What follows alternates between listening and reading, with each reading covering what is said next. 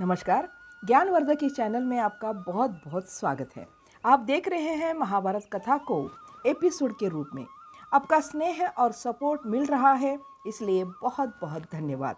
पिछली वीडियो में आपने देखा होगा कि द्रौपदी का स्वयंवर किस तरह से हुआ, राजसूय यज्ञ का वर्णन की व्यथा द्रौपदी की कैसी थी, ये उस कहानी के द्वारा आपने सुना होगा।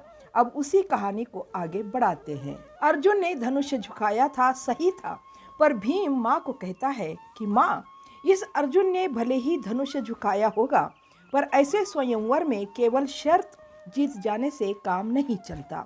लड़के को जयमाला डाल देना ही काफी नहीं होता, उसके वरमाला डाल देने पर भी चारों ओर के जो क्षत्रिय इकट्ठा हुए थे वे क्या शांत रहेंगे?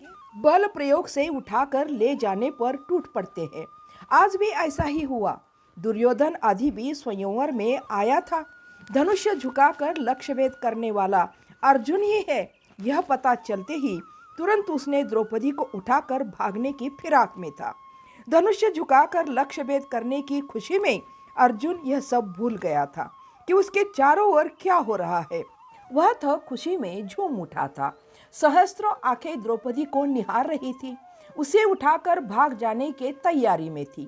माँ, तब मैं तुरंत आगे बढ़ा और इस लड़की को बाहा पकड़कर अपने पीछे करके प्रथम दुर्योधन पर टूट पड़ा। स्वयंवर मंडप का एक खंभा तोड़कर उसे और उसके साथी कर्ण, दुशासन आदि पर प्रहार किया। खंभा उखाड़ते ही वे उस ओर का मंडप ढह गया, चारों ओर शोर मच गया। इतने में द्रुपद के सैनिक सचेत हो गए। वास्तव में बात यह रही कि लक्ष्य भेद करना कुछ और था और लड़की को जीत कर लाना कुछ और था। अर्जुन ने अपनी चतुराई से धनुष झुकाया होगा, पर लड़की जीत कर लाने वाला मैं ही हूँ। इसकी बाई बाह को देखो, मैंने उसे पकड़कर पीछे खींच रक्षा करने के लिए खींचा था। पकड़ते समय की उंगलियां भी लाल लाल छाप अभी भी साफ दिखाई दे रही है, इसलिए इसे मेरी ही पत्नी बननी चाहिए। कोई कुछ नहीं बोला, स्तब्धता छा गई। कुछ क्षण बाद अर्जुन बोला, तुम्हारी पत्नी बननी चाहिए? तुम्हारी? द्रुपद राज की शर्त थी कि धनुष तोड़ने वाले को मेरी बेटी मिलेगी। शर्त मैंने जीती। भाई, तुमने बड़े भाई के नाते छोटे भाई की चीज की रक्षा की होगी, अब उस चीज को अपनी बता रहे हो। इस झगड़े को देखकर द्रौपदी बहुत घबरा गई थी। दोनों भाई इस तरह झगड़ा करते देख कुंती ने आकर हाथ उठाकर भीम की बाह पर और अर्जुन के कंधे पर घुसा जमाया। द्रौपदी ने पहली बार देखा था ऐसी माँ को जो इतने बड़े बेटे को घुसा जमा देती है। द्रौपदी सोचने लगी, यदि मेरी माँ जीवित होती तो क्या वे धृष्टद्युम्न को ऐसे ही मार सकती थी? दोनों भाई मार पड़ने से एकदम चुप हो गए थे। झोपड़ी में निस्तब्धता छा गई थी। कुंती को बहुत क्रोध आया था। उसने कहा, मेरे ही पेट से पैदा मेरी संतान एक लड़की के मोह के कारण एक दूसरे पर टूट पड़ रहे हैं। तुम्हें लज्जा आनी चाहिए। जवाब बंद करके सब खड़े रहे। ठहरो, मैं सोचती हूँ। धर्म, तुम झूठ नहीं बोलते। क्या हुआ यह सच तुम ही बता देना। तब तक द्रौपदी सब कुछ समझ गई थी कि ये पांडव है और सबसे बड़े वे धर्म है। शांत मुख, शांत स्वभाव, उनमें भीम का डील डोल और अर्जुन की चतुरता न थी। माँ ने आदेश दिया, धर्म तू सच बता। धर्म ने कहा, माँ, यदि इसका विवाह भीम या अर्जुन में किसी से भी हुआ तो अधर्म होगा। बड़े के रहते छोटे का विवाह होना क्या आर्य पद्धति है? तो चतुराई दिखाते हुए अर्जुन ने बीच में ही बोला। उसके बाद धर्म ने कोई उत्तर नहीं दिया, पर बीच बीच में द्रौपदी को देखते रहे। तब तक द्रौपदी का पूरा शरीर पसीना पसीना हो गया था। पता नहीं वह घबरा गई थी या थकावट के कारण ऐसा हो रहा था।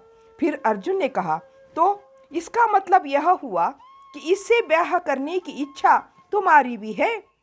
भैया, मैंने अब तक यह समझा था कि तुम न्याय का मार्ग कभी न छोड़ोगे, पर अब तुम यह कह रहे हो कि बड़े भाई के रहते छोटे भाई का विवाह होना चाहिए क्या? तो माँ ने आश्चर्य और घबराहट भरे स्वर में कहा था, धर्म, तुम्हारे कहने का अर्थ क्या है? माँ ऐसा कहते कहते सुस्त होकर नीचे बैठ गई और द्रौपदी का हाथ पकड़कर उनको सामने बिठा दिया। झोपड़ी का दरवाजा खुला था। कुंभार के घर के सामने भीड़ जमा हो चुकी थी। सब उसी जगह के थे। माँ कुंती बोली, भीम, अर्जुन, नकुल, सहदेव, धर्म, तुम सब बाहर जाकर उन लोगों को डांटो कि कोई भी झोपड़ी के पास खड़ा न रहे। यदि वे न माने तो कह दो कि तीर चला देंगे। वे सब बाहर गए और द्रौपदी के पास आकर माँ बोली, बेटी, तुम केवल सुंदर ही नहीं हो, रंग जरा कम साफ होने पर भी तेरी आंखें, नाक, मुंह और शरीर के गठन का आकर्षण अद्भुत है। नहीं तो मेरे बेटे ऐसे एक दूसरे से झगड़ा कभी नहीं करते। मैं तुझे तेरे पिता के पास भेज दूं? झगड़े को बहू के रूप में क्यों अपनाऊं?